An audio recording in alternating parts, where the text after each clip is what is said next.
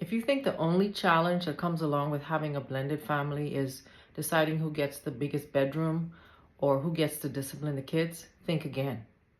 Hi everybody, this is Michelle and welcome back to Call Me Crazy. Today is Thursday, September 18th, 2025. I wanted to talk a little bit today about this concept of a blended family. Well, not just a concept, I mean, this is a real life thing. You know, in our modern days, blended families are extremely common. And, the idea that, you get married when you're 18 or 19 and you stay with the same person until you die. Yes, that still happens, but it's becoming less and less common. People are now having multiple relationships throughout their lifetime. They're having multiple marriages throughout their lifetime. They're having children with multiple people throughout their lifetime. So this is becoming a very common thing. I mean, maybe it was common before, we just didn't hear about it as much, but now it's becoming more accepted. So, having a blended family comes with many challenges, as we know. We think of the obvious things like if you have a blended family, who gets to discipline the children? If you have multiple kids, who gets the biggest bedroom? Who gets the better bedroom? Who gets the nicer clothes? Who gets the better gifts? Who gets the nicer car when they get older? All these things are very challenging when you're raising a family and you're sharing children. These children are my children. These children are your children. We may have our own children together. So, these things can get complicated and very tricky when you're raising a family together. So let's say, for example, I meet my partner when I'm 35, let's say, for example, and I had 2 kids from a previous marriage or a previous relationship, and my partner is, say, 40 years old, and he has maybe 3 kids from a previous marriage or previous relationship. He might even have kids from multiple relationships. So 2 people come together, and then let's say we come together, we get married, and now we have 1 or 2 kids of our own.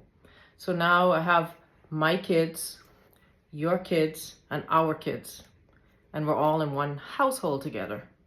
So I'm sure you could see where this could get very touchy. You have siblings that have different parents living together. Potentially, I've heard stories of teenagers who are not blood siblings, even though they live in the same house. They end up having sexual relations with each other, and then that creates a whole nother dynamic that a family has to deal with. I've heard of these stories.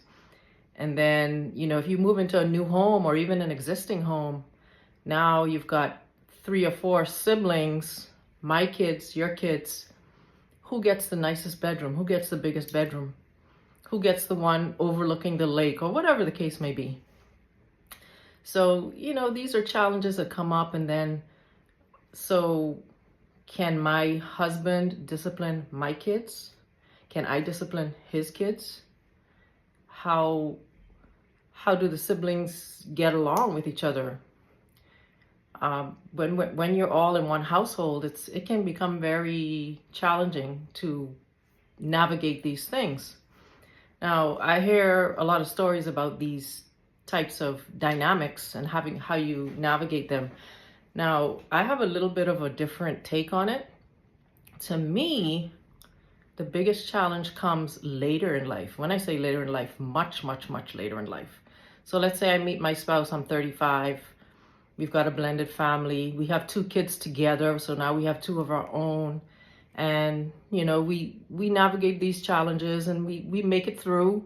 Now our kids are adults. They're out on their own. They have their own families. They have their own jobs. They got their own things going on. And it's just me and my husband now, or me and my spouse. Now we're empty nesters. So now let's say we are, 65, 70 years old, and we're still together. Now we're like, honey, we got to start, well, hopefully you started before then, but let's just say you're starting to think about your estate planning. We got to, now we might have a house that's already paid off. We have investments, we have retirement accounts, we have a little bit of money. Maybe we might not be millionaires, but we have a little something. So now we got to figure out, when we're gone from this earth, how are we going to distribute these things that we have together? So you can see where this can get complex. And couples can really buck heads over this. And not just estate planning, but suppose my child has some type of emergency and they reach out to us for help. Hey, I have some emergency, or I have some situation. I need $10,000 right away. Can you help me out? Now it's my child needs help, not our child. So how do I navigate that with my spouse when it's coming out of our pot of money or our things that we've built together? You can see how it can become very touchy. So to me, the biggest challenge comes when you're talking about estate planning and when you're talking about when they're already adults. Because sometimes I'll hear people say, when they're looking for a mate or they're looking for a partner, they say, well, oh, you don't have to worry about my kids. They're grown. They're out of the house. That might be true, but that's not where it ends. Adults still come back to their parents sometimes and ask for help. I mean, you would hope that they wouldn't, but these things do happen. They happen often, actually. And then later on in life, when you're deciding who gets what, are you really going to be fair? Are you really going to be unbiased in how you approach who gets what with your estate, your house, your money, your investments, etc.? So to me, having a blended family in the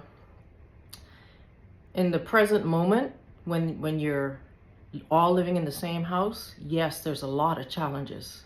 There's a lot of things you have to negotiate and come to agreements with. But to me, it's even harder when we're older and we've accumulated some money and we have some assets. Now we got to sit down and decide who gets what when we're gone from this world. So you could see where that could become very tricky. And there are some couples that really buck heads over this. Because let's say you've got 6 kids. 2 are my kids, 2 are your kids, 2 are our kids. Who gets what? To me, this is where the real challenge comes in with blended families. So it always, I kind of smile when people say, my kids are older, they're out of the house. So when I'm looking for a relationship, that doesn't matter. To me, it matters very, very much. To me, it matters a lot. Because later on down, if you end up with somebody in your golden years, now you got to sit down and decide who gets what when you leave this earth. And that, to me, is the biggest challenge when you have a blended family, as you can imagine, for obvious reasons. All right, guys, I just wanted to talk about that for a few minutes. This is something I was thinking about, but I'll see you in the next video. Bye.